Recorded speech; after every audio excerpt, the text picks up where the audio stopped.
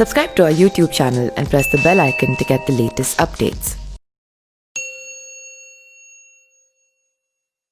गुरु तेग बहादुर जी का जन्म पंजाब के अमृतसर में हुआ था। उनके बचपन का नाम त्यागमल था। उनके पिता का नाम श्री हरगोबिंद सिंह था।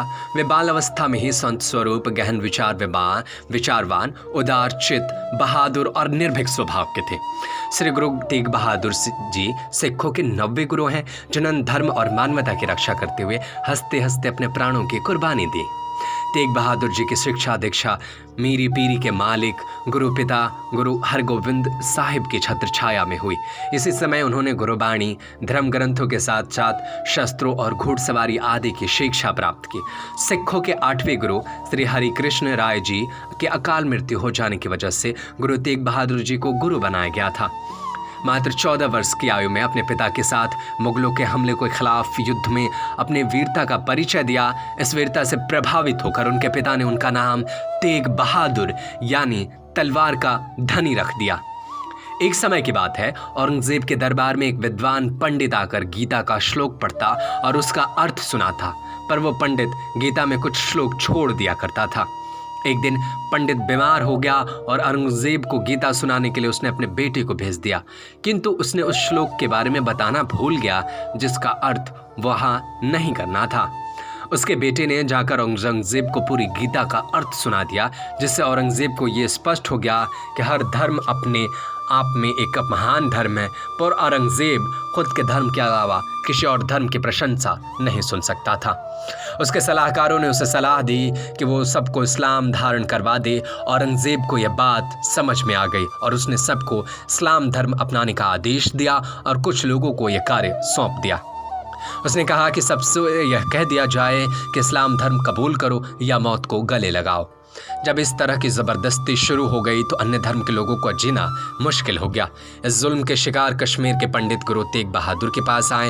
उन्होंने कहा कि इस तरह इस्लाम धर्म स्वीकार करने का दबाव बनाया जा रहा है और ना करने वालों को तरह तरह की यातनाएं दी जा रही हैं।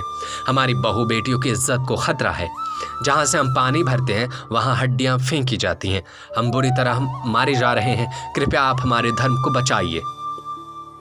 जिस समय ये लोग समस्या सुना रहे थे, उसी समय तेग बहादुर के 9 वर्षीय सुपुत्र बाला प्रीतम गोविंद सिंह वहाँ आए और पिताजी से पूछा, पिताजी ये लोग इतना उदास क्यों हैं? आप इतनी गंभीरता से क्या सोच रहे हैं? गुरु तेग बहादुर ने कश्मीरी पंडितों की सारी समस्या बताई तो बाल प्रीतम ने कहा, इसका निंदा कैसे होगा, इसका निदान कैसे होगा? गुरु साहिब ने कहा, इसके लिए बलिदान देना होगा। बाला प्रीतम ने कहा कि आपसे महान पुरुष मेरी नज़र में कोई नहीं है, भले ही बलिदान देना पड़े पर आप इनके धर्म को बचाइए।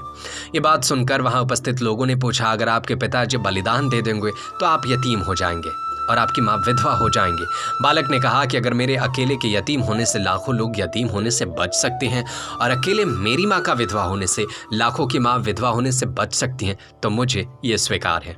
फिर तेग बहादुर ने उन पंडितों से जाकर कहा कि औरंगजेब से कह दो, अगर तेग बहादुर ने इस्लाम धारण कर लिया तो हम लोग भी कर लेंगे। अगर तुम उनसे इस्लाम धारण नहीं करा पाए तो हम भी इस्लाम धारण नहीं करेंगे और तुम पर ज़बरदस्ती नहीं कर पाओगे। औरंगजेब ने इस बात को स्वीकार कर लिया। गुरु तेग बहादुर दिल्ली के औरंगजेब के दरबार में स्वयं चल कर आए और औरंगजेब ने उन्हें तरह तरह का लालच दिया, किंतु बात नहीं बनी। पर उन्होंने बहुत सारे जुल्म किए, उन्हें कैद कर लिया गया और उन्हें 2 शिष्यों को मारकर उन्हें डराने की कोशिश की गई, पर गुरु तेग बहादुर टस से मस नहीं हुए।